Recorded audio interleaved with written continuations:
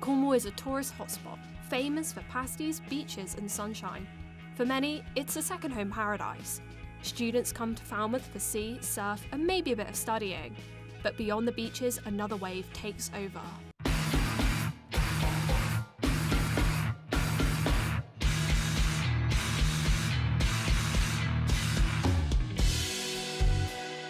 I came to Falmouth for its university, not expecting much from small beach town life. But under the surface was a music scene, full of people trying to build something lasting in a place that felt cut off from the rest of the UK. Every time I went to a gig, I would see people I knew, photographers, sound engineers, bar staff, all these people important to the scene that kept it functioning. That's what it means to be part of a community, not reaching for money or fame, but creating something together and sharing in the enjoyment. I realised you don't need to be in a city to connect people, to build something real. My time in Falmouth has led me to become a gig photographer and feel immersed in the music. My name is Izzy Chedsey and this is the Falmouth music scene. So what does Falmouth sound like? This is a scene that refuses to be pinned down to one genre, with endless jazz nights, punk gigs and jam sessions. Here's what the scene really feels like according to those who built it.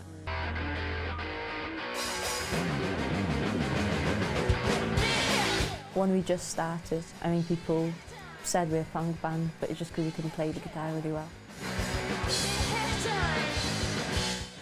We were trying to be a shoegaze band, we were trying to be a trip hop band, but I think we're just a noise rock band.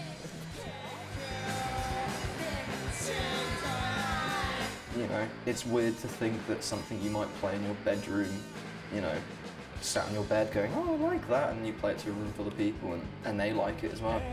Yeah, you little fetus man, you wasted time. So is everyone who can. You came up with a good phrase, didn't you?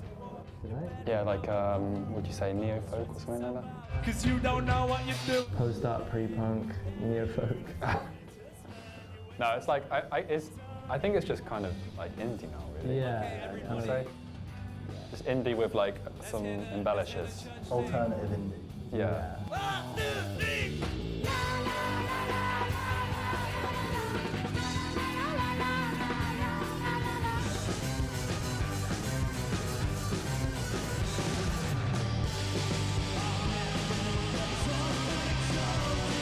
Mothman, the Man, and Riss are like the two that that both of us kind of lead. So they've been the ways that we've learnt about booking and performing and that side of music as well. You can be the best writer in the world, but if you can't book a gig, then it's kind of over.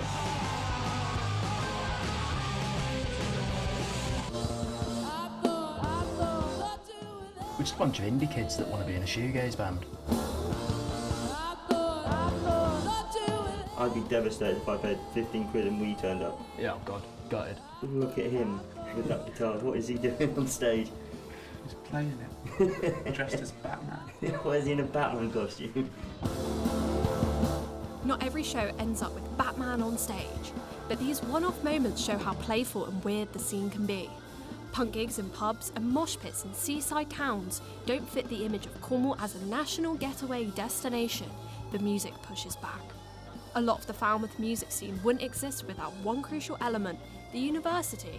The Academy of Music and Theatre Arts, Armata, laid the foundations, but it's what happens outside the classroom that really counts.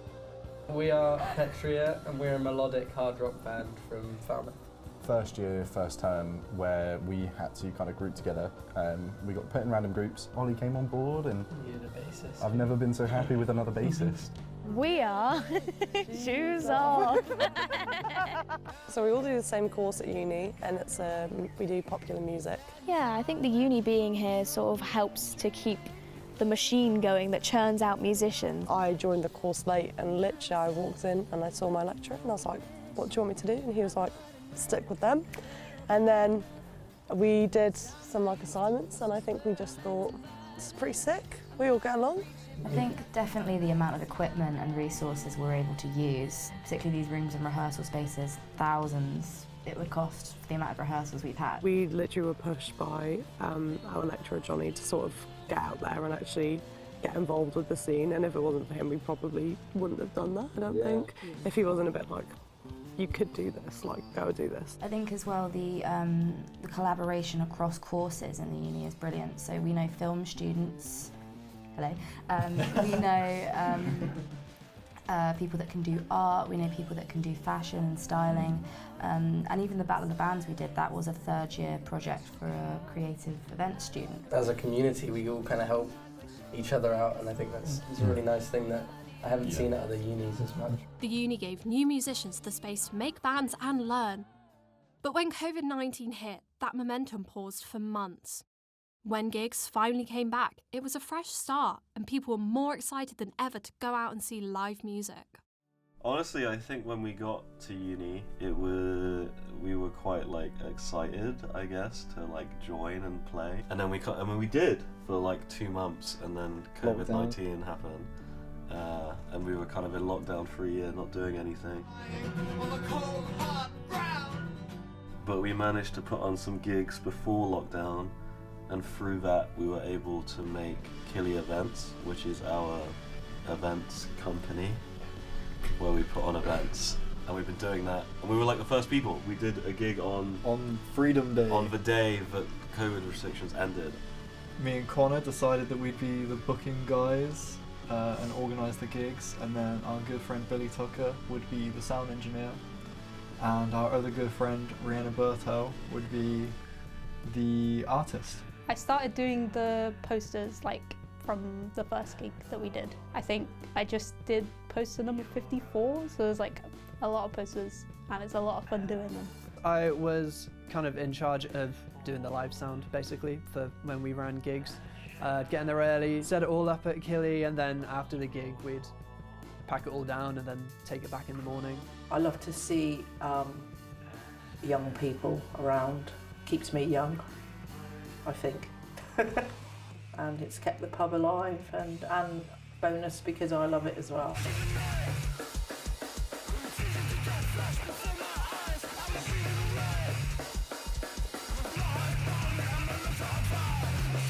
Every gig felt like home. I'd see the same faces.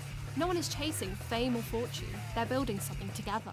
I'm here at Killigrew Inn, which is one of my favourite venues in Falmouth. I just like it because it's really small and sweaty. It's really quite refreshing to see, because I come from London where a lot of it's kind of, it's pre-arranged stuff. You really need to make sure that you make a day out of it, and whenever you go up to London, it's a case of you're there for the event. But this was really refreshing to be in the waves. You could just rock up and it's proper live music, like smaller bands you haven't heard of before. You get to really embrace that side of the band and like really embrace the side of live music that you don't really see often in the bigger towns. I think it's summed up by the amount of like crossover between bands. There's so many band members that are shared sort of across the town. Nobody's jealous of whoever's getting the best gigs or whatever, because it's sort of shared around equally. It's it's a community. It's a nice way, to meet new people as well and find people with similar music tastes. Yeah, I basically picked up guitar again like 2 years ago after going for going to all the gigs, meeting so many people and watching my friends play on stage. I feel like I need to do it because I just got inspired by like all the, everyone killing it on stage, and you're just like there like living it and just like, moshing with people, and then at some point you're like, that can be me. It's scary sometimes, but most of the time it's just fun. It's so much more enjoyable when you understand the whole process and you know the people that are playing, and you just feel really, really strongly connected to the music. I've played in, or I still play in, I'm OK, Syrup, Sundiver, Mothman the Man, Red Row, Dog Spit, Vulgaris. I did a cover gig for Shoes Off. Yeah, so you're in everything. Yeah. So I heard you played Vernon for Mothman the Man, where you dressed up as an ape. Would you like to tell us about that experience? I got asked to play Vernon. So Vernon is basically a gorilla in a costume with Mothman the Man t-shirt. It started with Finley Kelly, who needed someone to be tall and built well, and then I just do basically go to gigs, mosh in that pit, and all sorts. I think Falmouth, the sort of tight-knit, creative community in Falmouth is sort of, I guess, is the perfect sort of incubator for young bands, young musicians, people who just want to express themselves. The community is also like really good. Like everyone in the band is always like super cool, and like it's cool being like friends with the people that are also then playing in like some of your favourite bands. That's really cool. The Killer Grew In, of course, is probably a lot of bands' like first venue. They put on a lot of like smaller bands. A lot of bands played their first show there. And then the polar opposite of that would be like the Cornish Bank, I suppose, is the big venue in Falmouth now. What the community's done for the bank is amazing. I think the support that we get from people, you know, when we almost closed last year because of, you know, lack of funds, having a culture where locally people come out and they'll come and see something that they haven't heard of before, it gives such an opportunity to, you know, local acts, but also acts to come from elsewhere that, you know, don't have that support nationally yet. But I think what the Cornish Bank provides the community is a space for all of that to happen. And I do think that within a community, I've lived in towns before where you had loads of talent, but you didn't have a place for that talent to kind of crystallise. The Cornish Bank runs Wonderfowl, a Falmouth festival that takes over venues like the Polly and Chintz to fill the town with live music. Yeah, Wonderfowl's loads of fun. It's always a lot of work, and you know, having 30 to 40 acts, you know, some coming from far and some coming, quite a lot coming from the local area, as an opportunity to showcase local bands, because a lot of the audience travels from around the country to come and see Wonderfowl. I wasn't sure, like, going into it, like, how I was going to feel, but, like, I think just, like, it's not our usual, like, crowd, because that's what's, like, beautiful with the festival, is that, like, you just get to play to so many new people that haven't seen your music before, and so it was so nice to play.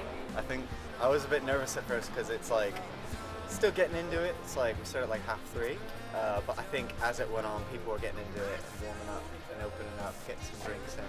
But it was really good, honestly. I mean, huge shout out to the bank for obviously having us.